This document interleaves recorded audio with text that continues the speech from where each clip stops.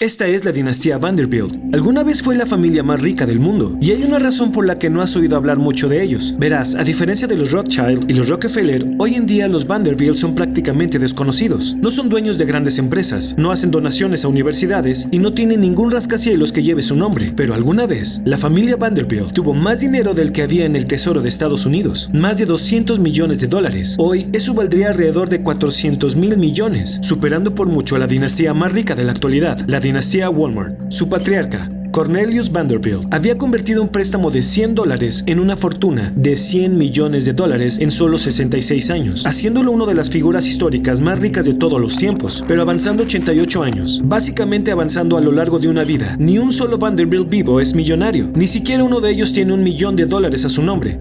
Después de 100 años, esos 2.7 mil millones en dinero de hoy se han ido. La caída en desgracia de la dinastía Vanderbilt es una historia de pobreza, riqueza, codicia, niños que nacen con dinero y poder que no ganaron y aprenden lo fácil que es perderlo todo.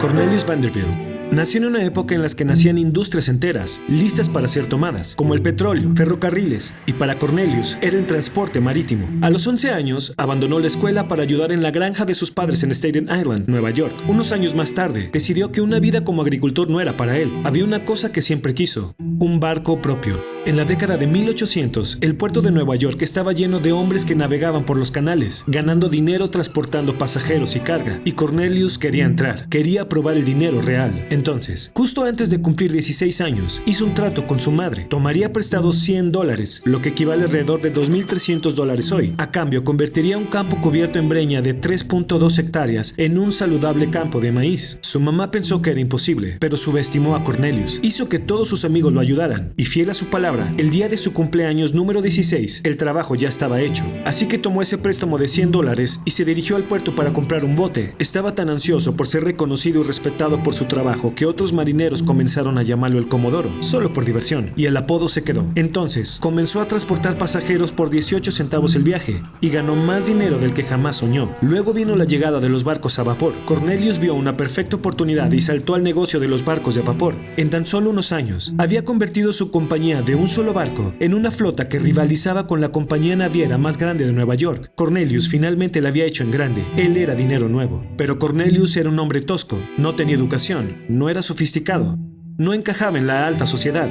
Entonces, incluso con sus nuevas riquezas, ninguno de los neoyorquinos de clase alta no querían tener nada que ver con él. Así que volvió a casa, y en esa misma granja donde se había criado, construyó una mansión gigante con vista a sus barcos. Cuando Cornelius cumplió 56 años, era el jefe del imperio naviero más grande del mundo, pero no fue suficiente, quería más. Estados Unidos estaba al borde de la guerra civil. Invertir en ese momento sería una misión suicida, así que hizo lo impensable. Casi al mismo tiempo, se estaba construyendo el primer ferrocarril transcontinental de Estados Unidos. Este ferrocarril haría que el transporte de carga y pasajeros fuera más barato y rápido que nunca. Y Cornelius, que nunca se arriesga la mitad de nada, vendió hasta el último barco que tenía e invirtió todo en el ferrocarril. Y su apuesta valió la pena. Al final de la guerra, era el hombre más rico de Estados Unidos, con un patrimonio neto de $68 millones, lo que lo convierte en un multimillonario en la actualidad. A estas alturas, Cornelio tenía 71 años y necesitaba empezar a pensar en el futuro de su familia. Su hijo favorito, George, había muerto en la guerra. Ahora, los únicos niños que le quedaban eran William y Cornelius Jr. Ninguno de los dos era bueno como hombres de negocios, pero tenía que elegir a uno. Así que se conformó con el mayor, William, el cual se convertiría en el heredero de toda la fortuna de Vanderbilt.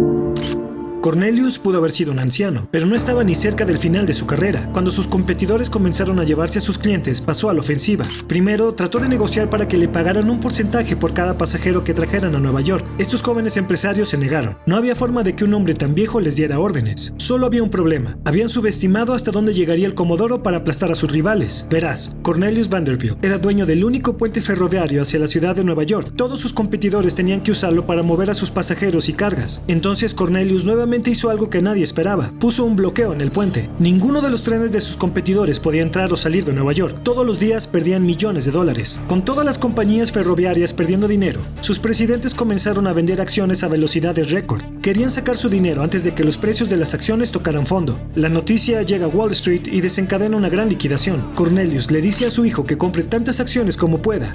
Buy everything you can. Y logra la primera adquisición hostil de la historia. En solo unos días, Cornelius Vanderbilt se hizo cargo de su mayor competidor y creó la compañía ferroviaria individual más grande de Estados Unidos. El Comodoro se había convertido en un monopolio ferroviario indiscutible, construyó estatuas de sí mismo en su honor y creó una importante estación ferroviaria que tenía 3 grandes vías férreas. La llamó Grand Central.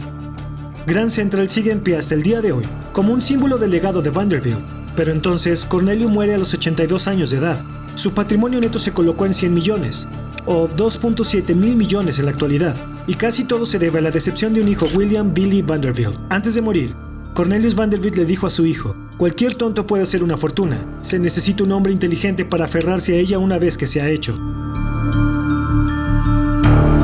William Billy Vanderbilt era el hijo menos favorito de su padre. Después de que Billy se casó, su padre tuvo tan poca paciencia con él que los envió a él y a su esposa a vivir a una granja para que no estuvieran ahí para molestarlo. Pero luego murió el hijo menor y favorito de Cornelio. De repente, la dinastía Vanderbilt necesitaba un nuevo heredero, alguien que tomara las riendas cuando el Comodoro se retirara o muriera, lo que sucediera primero. Así que Billy se vio envuelto en el negocio familiar, y cuando finalmente se hizo cargo del imperio de su padre, demostró cuán grande hombre de negocios era en realidad. Verás, Cornelio Vanderbilt siempre quiso más, quería más control, más dinero, más influencia, pero su hijo no quería nada de eso. Prefirió comprometerse, y en los 8 años transcurridos entre la muerte de su padre y la suya propia, Billy duplicó la fortuna familiar, pasando de 100 millones a 200 millones en solo 8 años. Vendió parte de su participación de New York Central e invirtió la mayor parte en bonos gubernamentales estables. Nunca fue el tipo de persona que busca dinero que era de su padre. Todo lo que quería era vivir su vida en paz. Odiaba ser el hombre más rico de todo el mundo. Al menos eso es lo que dijo a todos lo que le preguntaron. En un momento, estaba tan cansado de ser rico que le dijo a su amigo: no cruzaría la calle para ganar $1 millón.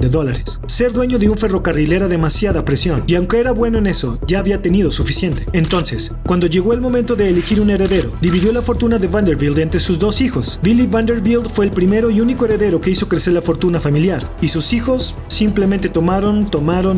Y lo que aprendieron bastante rápido fue: puede ser difícil hacer una fortuna de $5.8 mil millones con el dinero de hoy, pero seguro que es más fácil gastarlo.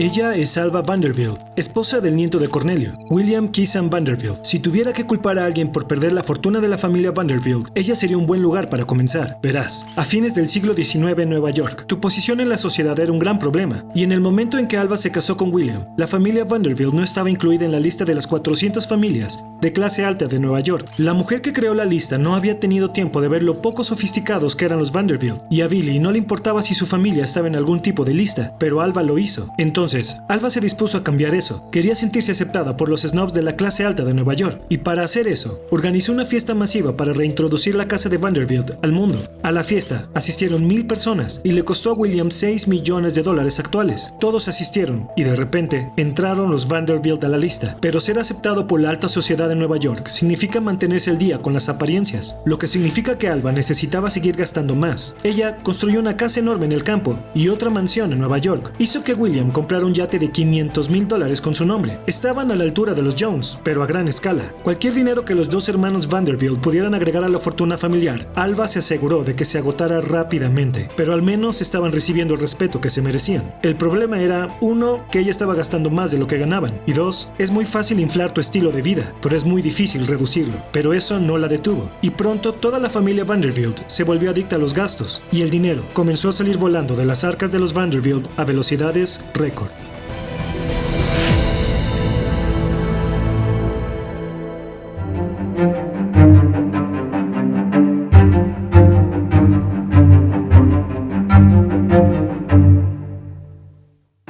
fama contagió a toda la familia. Mientras Billy aún vivía, tomó una página de su libro y compró una cuadra entera en la Quinta Avenida para convertirla en una gran mansión. Para aquellos que no saben, la Quinta Avenida es una de las calles comerciales más caras del mundo hoy en día. Afortunadamente, su esposa lo convenció de que no lo hiciera. Entonces, construyó un par de mansiones enormes que llenaron un bloque entero de todos modos. Cuando un nieto de Vanderbilt heredó $15.5 millones, lo celebró perdiendo $70,000 en una apuesta. Ese mismo nieto gastó miles de dólares en alcohol y, como era de esperar, murió de una enfermedad hepática. La tercera y cuarta generación de los Vanderbilt solo sabían hacer una cosa: gastar. Compraron casas en todo Estados Unidos, viajaron por el mundo e hicieron todo lo posible para disfrutar hasta el último centavo por lo que habían trabajado Commodore y Billy Vanderbilt. El único problema es que nunca hicieron nada para ganar más dinero, y en ese momento el mundo estaba cambiando más rápido de lo que podía seguir el antiguo negocio ferroviario de Vanderbilt, y con el paso de los años las cosas solo fueron de mal en peor para ellos.